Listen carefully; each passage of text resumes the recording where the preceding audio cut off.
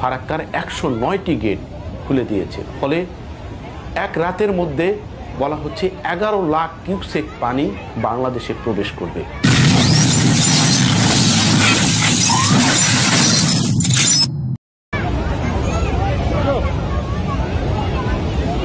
আজকের ঘটনাটি আবার নতুন করে আমাদের ভাবিয়ে তুলছে।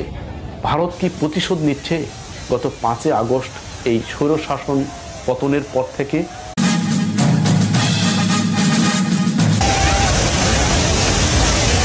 ভারত থেকে পানি ছেড়ে দেওয়ার কারণে দেশের 11টি জেলায় এই মুহূর্তে ভয়াবহ বন্যা। গত 50 বছর এরকম ভয়াবহ পানির আগ্রাসন বাংলাদেশের মানুষ দেখেনি।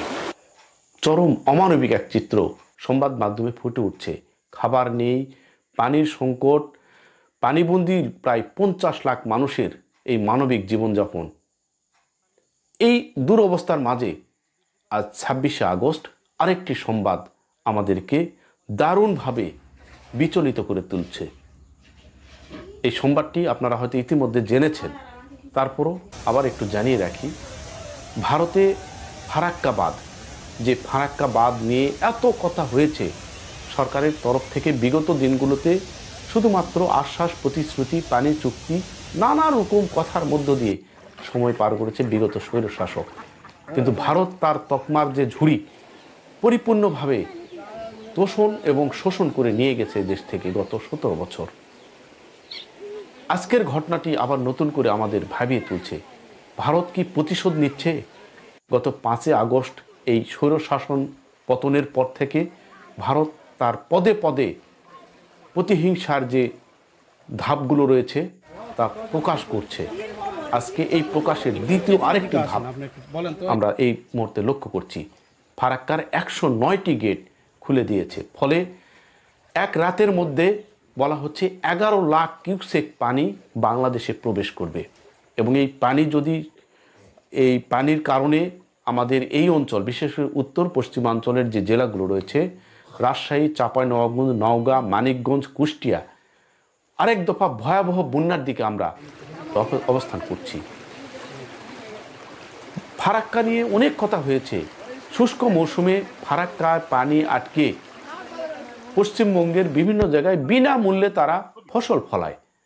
আর বর্ষার মৌসুমে এলেই এই ফারাক্কার গেট খুলে দিয়ে বাংলাদেশকে ডুবিয়ে মারা। এটা দীর্ঘদিন ধরে ফারাক্কার এই কুপ্রভাবের বিরুদ্ধে বহু আন্দোলন করা হয়েছে, বহু সংগ্রাম হয়েছে, কোনো প্রতিকার হয়নি। ভারতের এই মুহূর্তে আগ্রাসী যে চেতনা, বাংলাদেশকে পদে পদে বিপদে ফেলা, বাংলাদেশের মানুষকে জলে ডুবিয়ে প্রতিশোধের যে ক্ষোভ তা তারা দেখানোর চেষ্টা করছে। আমার প্রশ্ন হলো, এই মুহূর্তে ভারতের এই আগ্রাসন, ভারতের এই ধরনের আচরণ তারা না করলেও পারত।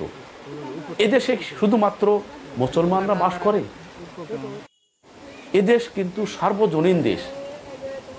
অসংখ্য সনাতন ধর্মাবলম্বী রয়েছে, অসংখ্য ভিন্ন ধর্মাবলম্বী রয়েছে। তাহলে তাদের এই প্রতিহিংসা কেন?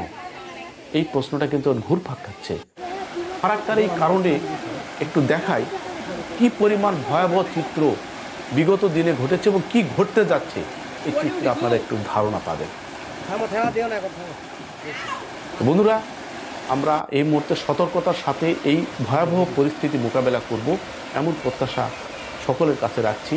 এবং আমাদের এই প্রত্যাশার সাথে আপনারাও আপনাদের দিক থেকে সার্বিক সহযোগিতার হাত বাড়িয়ে দেবেন এমন আশা আপনাদের কাছে আমরা করছি।